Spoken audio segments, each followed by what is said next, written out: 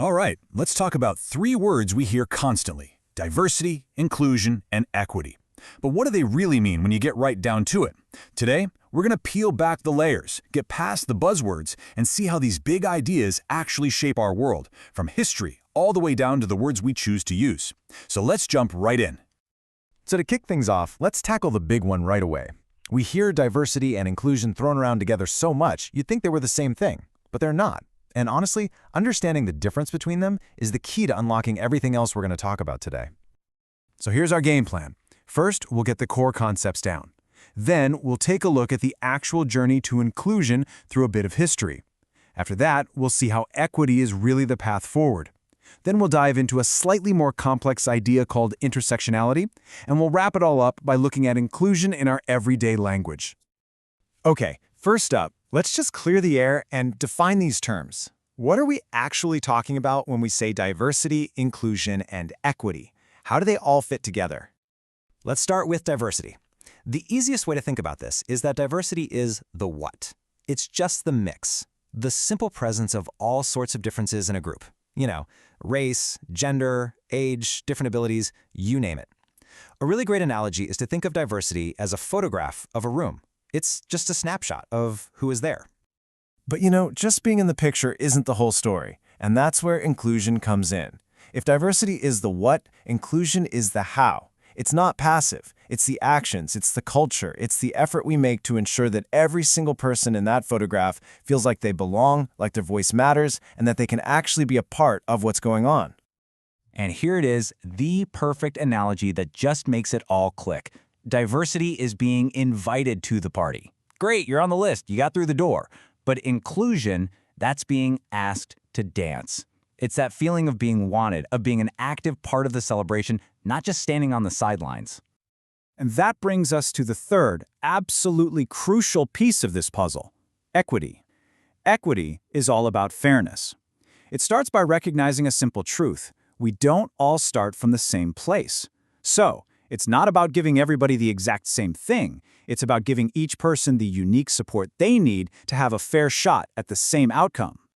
This classic picture just explains it perfectly. On the left, you have equality. 3 people of different heights each get 1 box. Well, that's fair, right? But the shortest person still can't see over the wall. Now look at equity on the right. The shortest person gets 2 boxes, the middle gets 1, and the tallest, well, they don't need 1. The support is customized, and now everyone can see the game. See the difference? Equity is all about the outcome. Now, these are great ideas, but to really understand them, we need to see how they've played out in the real world. So let's ground all this theory in a powerful story of progress from Brazil, focusing on the journey toward inclusion for people with disabilities. It's so important to remember that inclusion isn't something that was just given. It was fought for over decades, and that fight involved a huge shift in thinking. Society moved from what's called a medical model, which basically said the person's disability is the problem, to a social model. The social model completely flips that and says, wait a minute, the problem isn't the person, it's the barriers society puts in their way. And you can literally see this journey on a timeline. Way back in 1961, the law first talks about integrating people into the system. Then, a huge leap forward in 1988 with the new Constitution, which explicitly guaranteed their rights. By 1994, you see international pressure pushing for real inclusion in schools. And it all leads up to 2015, with a landmark law that finally solidifies the rights to accessibility and autonomy. It's been a long road. So that long fight for inclusion brings us right back to equity. Because once you recognize the barriers, the next question is, how do you actively fix things? How do we build a society that's genuinely fairer for everyone? Let's look at the tools for that. One of the main tools here is what we call affirmative action. Now, these are very specific policies, and this part is really important. They're meant to be temporary. The whole point is to actively promote equity, to try and correct for centuries of inequality and give groups who've been historically shut out a real chance to get in the door.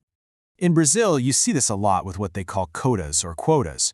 For instance, universities set aside a certain number of spots for students from public schools, and within that, there are specific quotas for Black, mixed-race, and indigenous students.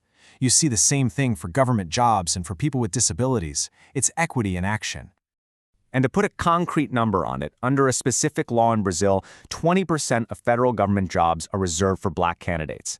That's a direct, measurable policy designed to change what that photograph of the public workforce looks like.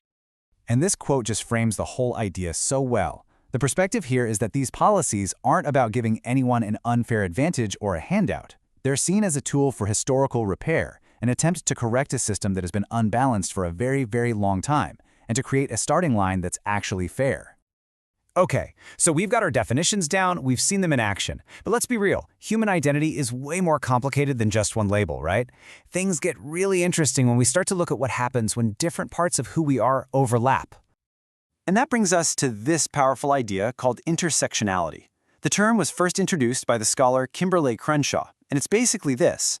The different parts of our identity, like race, gender, class, sexual orientation, they don't exist in neat little separate boxes. They intersect, they overlap, and they can create completely unique experiences of discrimination that you wouldn't see if you only looked at one thing at a time. Let's make this super concrete. Think about a black lesbian woman. The racism she experiences might be different from a black man's, right? The sexism she faces is different from a white woman's. The homophobia she encounters is different from a white gay man's. Her experience isn't just racism plus sexism plus homophobia. It's a unique blend, a specific kind of discrimination that exists right at that intersection. And she might feel invisible to movements that are only focused on one of those things. Okay, for our last section, let's bring all this home and talk about something we all have control over every single day, the words we choose to use. Because when it comes to inclusion, language really, really matters. You know, the words we use are not just empty sounds. They're packed with history. And a lot of expressions that people use casually actually have some pretty dark and discriminatory origins. If we're serious about building an inclusive world, we have to become aware of that history and make conscious choices to leave that harmful language behind. And here are some really powerful examples from Brazilian Portuguese. The word mulata actually comes from the word for mule, which was used to dehumanize people of mixed heritage. Or the verb denegrir, which means to tarnish someone's reputation. It literally translates to make black, directly linking blackness with something negative. And then there's judiar, a common word for mistreating someone, which makes a casual reference to the historical persecution of Jewish people. Once you know the origin, you can't unknow it. So we've walked through it all. The definitions, the history, the policies, the language. We have all these categories and concepts to help us understand the world. But it all comes down to this one final question. Now that we see the categories, how do we make sure we are still seeing the person, the unique whole individual right in front of us? That, at the end of the day, is the real challenge. Thanks for joining me for this explainer.